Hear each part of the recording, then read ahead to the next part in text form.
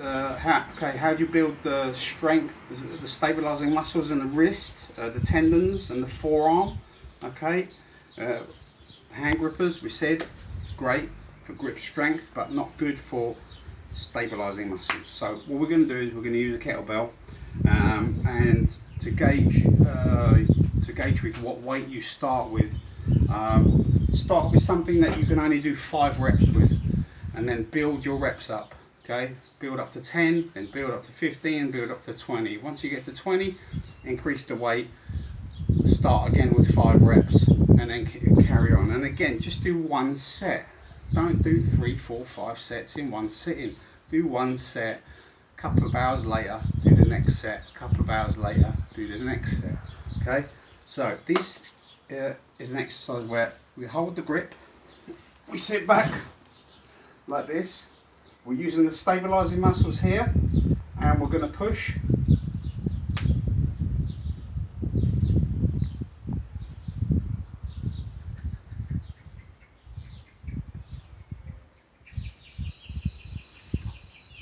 Okay, so I'm up to about 20, 25, 30 reps on this now.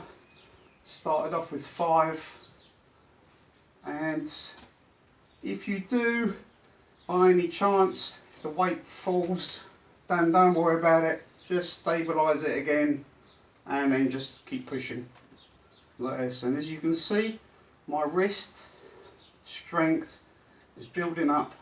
I'm building up the stabilizing tendons in my wrist and the stabilizing muscles in my forearm.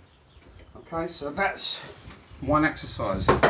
And again, like I said, you're over 50, right? So you have to train different. You can't train like a young man. Okay, well, you can, but when you're 50, you're going to have heart problems. 60, you're going to have heart problems. So you space your training out throughout the day. I sort of compare it to if you had a chicken and you eat it in one sitting, or if you had a chicken and you space out those feeds from that chicken throughout the day. The same thing applies. So you do your one set, you wait a few hours, you do your next set. You wait a few hours, you do your next set. You wait a few hours, you do your next set. And you can do that every day. If you do like a 45-minute workout with dumbbells and kettlebells where you're absolutely knackered, you're going to have muscle ache the next day, you're going to be fatigued the next day, you're not going to be able to train the next day, you know. So this is something you want to be able to do every day. Okay, so another exercise now. Shoulder strength, grip strength, stabilizing muscle strength. Again, I'm using a 12 kilogram kettlebell this time, and what I'm going to do this time is I'm going to hold it here, my arms straight. I'm going to bring it straight back slowly as far as I can, and then bring it forward. Yeah, slowly as far as I can, and then bring it straight back as far as I can, and forward as far as I can. Bring it straight back as far as I can, and forward. Okay, so and then the other side as well. We do about 5 reps. So coming back, coming forward will be 1 rep. Coming back, coming forward will be 1 rep. And as you can see here, my wrist is bending because of the weight of the kettlebell, but I am fighting against it, and this is going to build some serious strength in your wrists and forearms, okay, that you're not going to get with any other exercise. So those 2 exercises I showed you are fantastic for if you're a shooter, stabilizing recoil control, okay, because you've worked those stabilizing muscles. If you're a boxer, stabilizing those wrists, okay, so you get more power, so they don't bend and wobble, same as a kickboxer. If you're a judoka or Brazilian jiu-jitsu, you want that wrist strength, the stabilizing muscle strength in your wrist as well. So these are good exercises to do. And like I said, if you're over 50, space them out during the day. Give you an example. If you do let's say 5 sets of 10 kettlebells, 45-minute workout, different exercises, okay, twice a week. So let's say you do 5 sets of 10, that's 50 reps. Then you've got another different exercise, you do 5 sets of 10 and another 50 reps. Okay, let's say you do 5 different exercises, okay, so that's 250 reps. Okay, that's in one sitting. So you've done 250 reps in one sitting, then you're going to have to recover for a little while, maybe a day or so before you can do that again. By doing it this way, you can do 20 reps.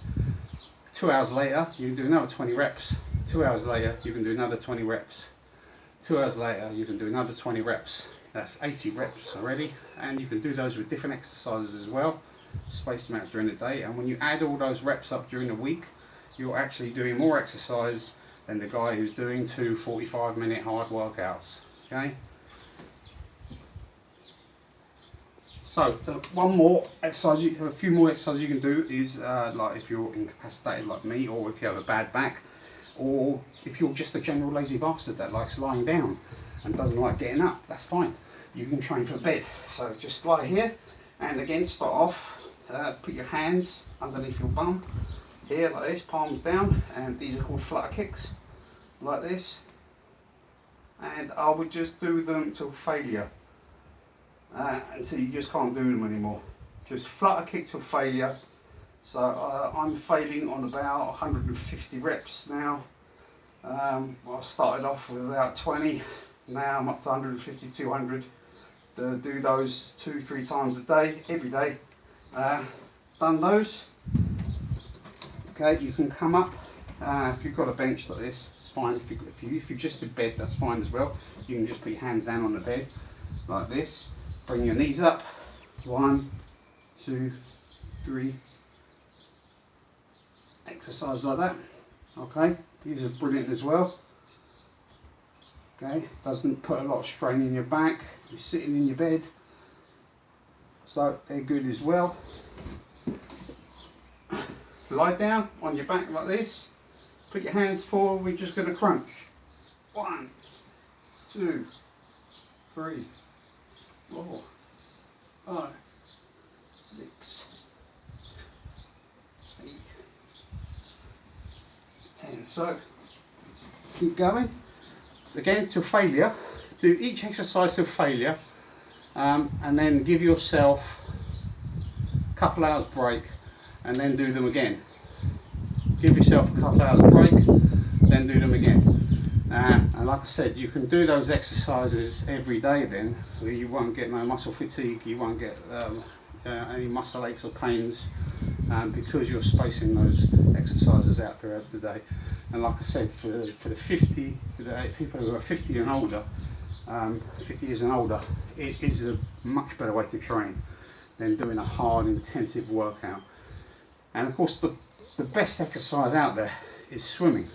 If you can get to a swimming pool, which we can't at the moment, but when things get back to normal, for the age of 50 and over, start swimming. You know, it takes a lot less strain on the heart than running. If you're doing 10-mile runs, etc., etc., at the age of 50, yeah, you might be fit, you might look fit, but you're going to have heart trouble when you're 60, because, like I said, it's about biology. Okay, you need to work with biology, not fight biology. And by doing intensive workouts at the age of 50, you're fighting biology. Okay, by doing exercises that you space out during the day, you're working with biology. Okay, that's it.